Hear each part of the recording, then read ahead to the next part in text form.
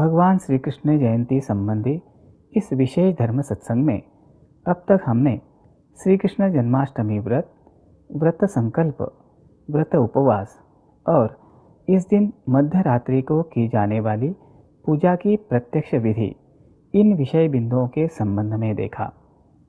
आइए अब एक सूक्ष्म चित्र द्वारा समझ लेते हैं भगवान श्री कृष्ण जन्माष्टमी प्रीत्यर्थ की जाने वाली पूजा के सूक्ष्म परिणाम। हिंदू जनजागृति समिति की सूक्ष्म चित्रकृति साधिका कुमारी प्रियंका लोटलीकर जी द्वारा बनाए एक सूक्ष्म चित्र के माध्यम से श्री कृष्ण जन्म के उपलक्ष्य में मध्य रात्रि की पूजा का सूक्ष्म चित्र।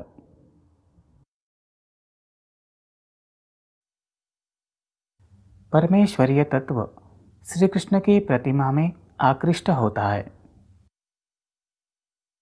और उसका वलय निर्माण होता है।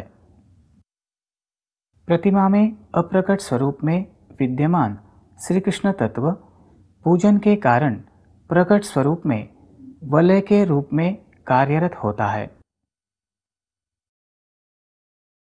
श्री कृष्ण तत्व के प्रवाहों का वातावरण में प्रक्षेपण होता है।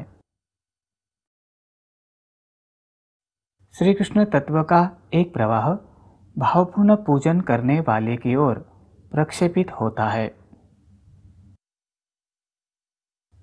जन्माष्टमी के दिन ईश्वर से आनंद का प्रवाह प्रतिमा में आकृष्ट होता है। प्रतिमा में आनंद का वलय निर्माण होता है। आनंद का प्रवाह पूजक की ओर प्रक्षेपित होता है। वातावरण में आनंद के कणों का संचार होता है। जन्माष्टमी के दिन ईश्वर से चैतन्य का प्रवाह प्रतिमा की ओर आकृष्ट होता है। प्रतिमा में चैतन्य का वलय निर्माण होता है और इस वलय द्वारा चैतन्य के प्रवाहों का वातावरण में प्रक्षेपण होता है। चैतन्य का एक प्रवाह पूजक की ओर प्रक्षेपित होता है। परिणाम स्वरूप उसमें चैतन्य का वलय निर्माण होता है। पूजा के स्थान पर भूमि से समानांतर चैतन्य के वलयों का संचार होता है। प्रतिमा के चारों ओर कारक शक्ति का वलय कार्यरत स्वरूप में घूमता रहता है। व्यक्ति में चेतना शक्ति का वलय निर्माण होता है।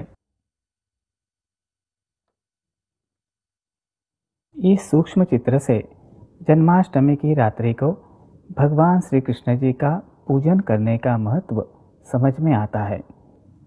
हम सब जानते हैं कि हिंदुस्तान में ही नहीं, देश विदेश में भी कृष्ण भक्त कृष्ण जन्माष्टमी मनाते हैं। आइए अब सुनते हैं इस संदर्भ में यूरोप की एक साधिका को हुई अनुभूति। श्री कृष्ण जन्माष्टमी के कार्यक्रम में जाने पर नेत्रों से आनंदाश्रु बहना। देवताओं के दर्शन होना और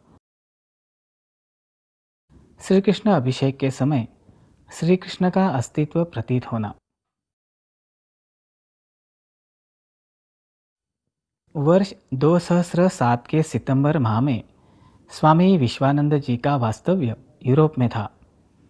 उनके दर्शन करने का श्रीमती ड्रागाना एवं अन्य साधकों को आमंत्रण मिला था। उसके अनुसार 4 सितंबर 2007 को अर्थात श्री कृष्ण जन्माष्टमी के दिन श्रीमती ड्रागाना अन्य साधकों के साथ स्वामी जी के दर्शन करने गई। वहाँ पर श्री कृष्ण का चित्र रखा था। उस चित्र को देखकर श्रीमती ड्रागाना को आनंद अनुभव होने लगा। उनके नेत्रों से भावाश्रु बहने लगे। 15 मिनट वे उसी अवस्था में थी। तत्पश्चात उन्होंने चारों ओर दृष्टि फेरी तब वहाँ उपस्थित लोगों के स्थान पर उन्हें देवता ही प्रतीत हो रहे थे।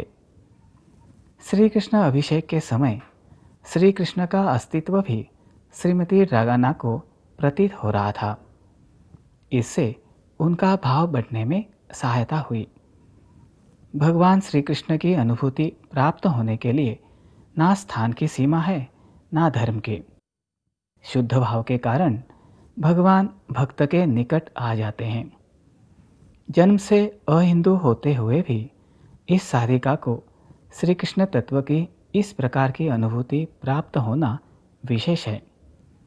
अब तक हमने श्री कृष्ण जन्माष्टमी प्रीत्यर्थ की जाने वाली पूजा विधि के सूक्ष्म स्तरीय परिणाम एवं पूजा विधि के समय देश विदेश के साधकों को हुई बोधप्रद अनुभूतियाँ सुनी। जन्माष्टमी का यह उत्सव कई घरों में तो मनाया जाता ही है, साथ ही सार्वजनिक रूप में भी मनाया जाता है। रात्रि 12 बजे पूजन के उपरांत जन्मोत्सव मनाते हैं। भगवान श्री कृष्ण की लीलाओं संबंधी कुछ कथा, कीर्तन, नृत्य, गीत इत्यादि कार्यक्रम कर पूरी रात्र जागरण किया जाता है। आइए आप सुनते हैं श्री कृष्ण जन्माष्टमी के दूसरे दिन के आचार संबंधी।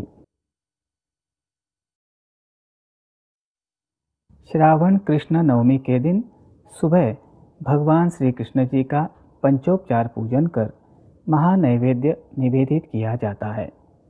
दही काला अर्थात कलेवा के प्रसाद का सेवन कर उपवास समाप्त किया जाता है। भगवान श्री कृष्ण की मूर्ति यदि मृत्तिका की अर्थात मिट्टी की हो तो वह जल में विसर्जित की जाती है। यदि धातु की मूर्ति हो तो उसे घर के पूजा घर में रखते हैं अथवा पुरोहित को दान में देते हैं। आइए अब सुनते हैं दही काला अर्थात कलेवा के विषय में। भगवान श्री कृष्ण ब्रज में गाय चराने ले जाते थे। तब वे अपने सर्व साथी गोप गोपियों के खाद्य पदार्थों का कलेवा बनाकर ग्रहण करते थे। साथ ही वे गोपियों के घर जाकर उनके घर में ऊंची टंगी दही हंडी फोड़कर उसमें से दही मक्खन खाते थे। इसके प्रतीक स्वरूप जन्माष्टमी के दूसरे दिन दही काला करने की तथा दही हंडी फोड़ने की प्रथा आरंभ हो गई है। आइए अब समझ लेते हैं दही काला अर्थात कलेवा के प्रमुख घटक एवं उनका भावार्थ। इनमें पहला घटक है पोहा अर्थात चिवड़ा। यह वस्तुनिष्ठ गोप भक्ति का प्रतीक है। दही काला का दूसरा घटक है दही। यह वात्सल्य भाव से प्रसंगानुसार दंड देने वाली मातृभक्ति का प्रतीक है। दही काला का तीसरा घटक है दूध। यह गोपियों की सहज सगुण मधुरा भक्ति का प्रतीक है। दही काला का चौथा घटक है छाछ। यह गोपियों की विरोध भक्ति का प्रतीक है। विरोध भक्ति अर्थात वह भक्ति जिसमें श्री कृष्ण से प्रेम की अपेक्षा के कारण उनसे रूठ जाना, असंतुष्टि व्यक्त करना इत्यादि आचरण होता है। और दही काला का पांचवा घटक है मक्खन। यह श्री कृष्ण के प्रति निर्गुण भक्ति का प्रतीक है। गोपाल काला ग्रहण करने से श्री कृष्ण भक्त को कृष्ण तत्व का लाभ होता है। सभी श्री कृष्ण भक्तों को जन्माष्टमी की शुभ तिथि के उपलक्ष्य में शुभकामनाएं देते हुए आज के इस सत्संग का यहीं समापन करते हैं। अगले सत्संग में हम आपको अवगत कराएंगे श्री कृष्ण उपासना में उपयोग में लाई जाने वाली सामग्री, उनके अध्यात्म शास्त्रीय महत्व तथा सूक्ष्म परिणामों के बारे में। अगला सत्संग अवश्य देखिएगा।